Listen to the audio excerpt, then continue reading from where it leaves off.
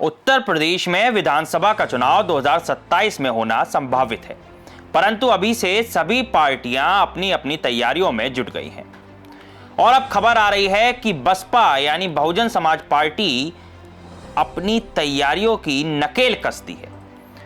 आपको बता दें कि बहुजन समाज पार्टी 9 अक्टूबर को लखनऊ में एक बहुत बड़ा आयोजन करने जा रही है। इसके पीछे क्या कुछ उनकी मंशा है, इसको जानेंगे पूरा विस्तार से। नमस्कार, मैं ऋषभ सक्सेना आपका स्वागत करता हूं सी न्यूज भारत में। साल 2007 के बाद से ही बसपा का प्रदर्शन लगातार खराब होता जा रहा है। पार्टी का वोट प्रतिशत लगातार गिरता जा रहा है। हालात यह है कि बसपा 2022 से विधानसभा के चुनाव में मात्र 1 सीट ही जीत पाई थी, जबकि 2024 के लोकसभा चुनाव में उत्तर प्रदेश से 1 लोकसभा सीट भी नहीं जीत पाई बहुजन समाज पार्टी।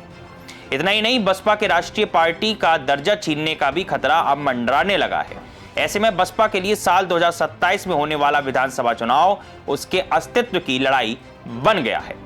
इसलिए बसपा ने फैसला किया है कि काशीराम के पुण्यतिथि पर भीड़ जुटाकर न सिर्फ विपक्ष को अपनी ताकत दिखाएगी, बल्कि कार्यकर्ताओं में उत्साह भरने की कोशिश भी होगी। अब आपको गणित समझाते हैं उत्तर प्रदेश की राजनीति का, जहां बहुजन समाज पार्टी के पास आज 403 विधानसभा सीटों में केवल 1 ही सीट ऐसी है जो बहुजन समाज पार्टी के खाते में है। वहीं एक समय जब मायावती का राज हुआ करता था, उत्तर प्रदेश में मायावती मुख्यमंत्री हुआ करती थी, तो बहुजन समाज पार्टी सबसे नंबर 1 की पार्टी हुआ करती थी। अब उत्तर प्रदेश की राजनीति में हाशिए पर खड़ी बीएसपी यानी बहुजन समाज पार्टी में नई जान फूंकने और बड़ी तैयारी शुरू हो चुकी है। पार्टी के संस्थापक काशीराम की पुण्यतिथि के मौके पर मायावती एक बड़ी जनसभा को संबोधित कर अपनी ताकत दिखाएंगी।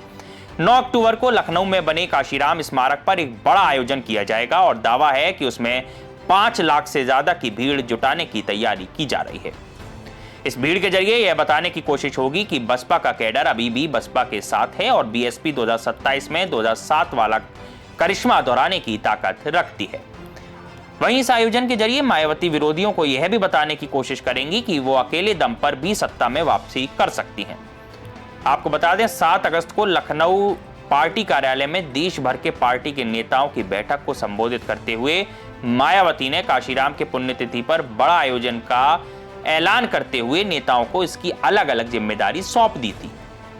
वहीं बसपा सुप्रीमो पिछले कुछ सालों से पार्टी में लगातार प्रयोग भी कर रही है।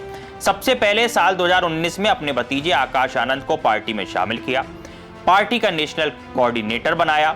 इतना ही नहीं, साल 2023 में अपना राजनीतिक उत्तराधिकारी भी उनको घोषित कर दिया। इसके बाद 2024 में मायावती के बाद पार्टी के दूसरे बड़े स्टार प्रचारक भी बने। यह वही समय है जब आकाश आनंद की शादी पार्टी के बड़े कद्दावर नेता और मायावती के करीबी माने जाने वाले राज्यसभा सांसद अशोक सिद्धार्थ की बेटी से हुई थी। हालांकि मायावती ने अशोक सिद्धार्थ को बीएसपी से बाहर कर दिया था, लेकिन अभी हाल ही में अशोक सिद्धार्थ की वापसी बसपा के लिए एक बड़ा कदम होगी।